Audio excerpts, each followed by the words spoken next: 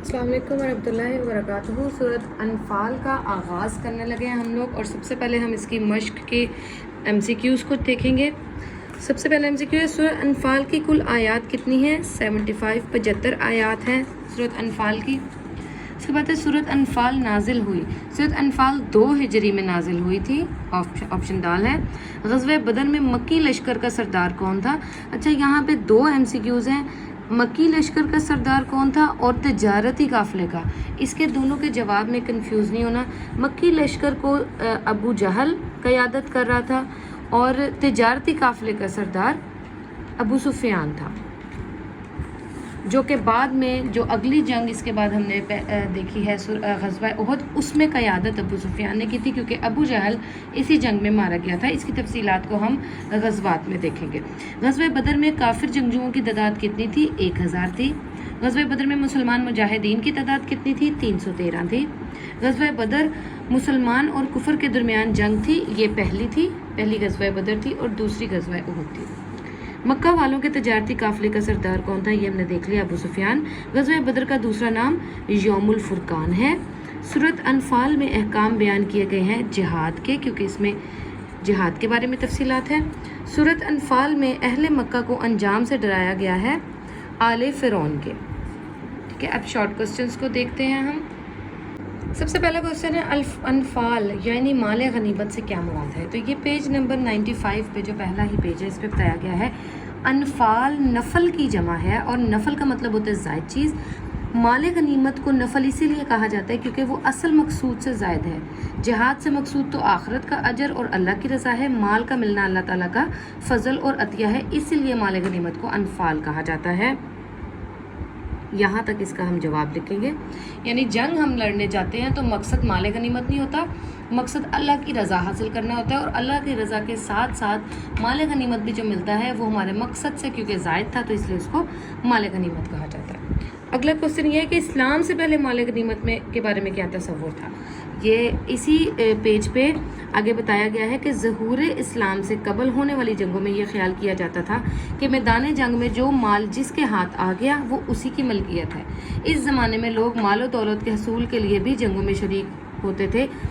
सूरत अनफाल ने इस जाहिलाना तसव्वुर की नफ़ी की है, यानी कि पहले जिसके हाथ माल लगता था, अब जब माल जिसके हाथ लगना है वो उसका हो जाना है, तो लोगों का मकसद जंग में अल्लाह की रज़ा की बजाय माल इकट्ठा करना हो जाता था। इसी वजह से इस सूरत में ये बयान कर दिया गया, ये वाज़ेह कर दिया गया कि मकसद माल इकट्ठा करना नहीं, मकसद अल्लाह की रज़ा है। ग़ज़वा बदर को यौमुल फुरकान क्यों कहा जाता है? ये इससे अगले पेज के एंड पे बताया गया है कि सबसे पहले हम बताएंगे यौमुल फुरकान का मतलब क्या है। यौमुल फुरकान का मायने है हक और बातिल के दरमियान फैसला। इस जंग में कुफ़ारे मक्का को शिकस्त हुई और मुसलमानों की हक़ानियत ज़ाहिर हुई, इसीलिए इसको यौमुल फुरकान कहा जाता है। यहाँ तक इसका जवाब है। उसके बाद पूछा गया ग़ज़वा बदर कब और कहाँ पेश आया?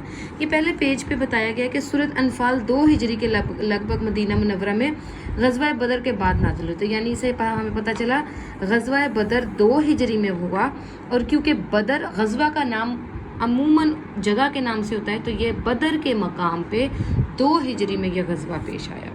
इसके बाद हमने देखना है कि ग़ज़वा बदर का क्या नतीजा निकला। जब हमने ग़ज़वा बदर की तफसीलात देखनी है, उसके आखिर में उसका नतीजा भी दिखाया गया है। ग़ज़वा बदर के बारे में बता दिया गया कि मुसलमानों की तादाद और साजो सामान दुश्मन के मुकाबले में बहुत कम था, लेकिन अल्लाह ताला के फजलो करम से मुसलमानों को शानदार फतह नसीब हुई। अबू जहल समेत कुरैश के 70 सरदार मारे गए, 70 अफराद गिरफ्तार हुए और बाकी लोग मैदान जंग से भाग खड़े हुए। ये नतीजा निकला था इस ग़ज़वा का। अगला क्वेश्चन है कि सूरत अनफाल का मरकज़ी मज़मून बयान करें। सूरत अनफाल का मरकज़ी मज़मून यहाँ पे बता दिया गया है अल्लाह ताला के रास्ते में जहाद के अदाब व फ़ज़ाइल का बयान और सुलह और जंग के अहकामात की वजाहत, ये यहाँ पे मरकज़ी मज़मून है। अगला क्वेश्चन है हमारे पास, सूरत अनफाल के आगाज़ में किस चीज़ की तालीम दी गई है? यहाँ पे ये जो टॉपिक पेज नंबर 98 पे है, इसके पहले पॉइंट में बताया गया है सूरत के आगाज़ में मुसलमानों को तकवा, अताते हक, ज़िक्र इलाही, अल्लाह ताला पर तवक्कुल की तालीम दी गई है। ये इसका आंसर है। इसके बाद हम देखते हैं सूरत अनफाल में अहले मक्का के किरदार को किससे तशबीह दी गई है? यहाँ पे बताया गया है कि अहले मक्का और आले फ़िरौन के किरदार में यकसानियत और उनके अंजाम से ख़बरदार किया गया है। तो जो हमारे पास क्वेश्चन था कि अहले मक्का के किरदार को किससे तशबीह दी गई है, अहले मक्का के किरदार को आले फ़िरौन के किरदार से तशबीह दी गई है।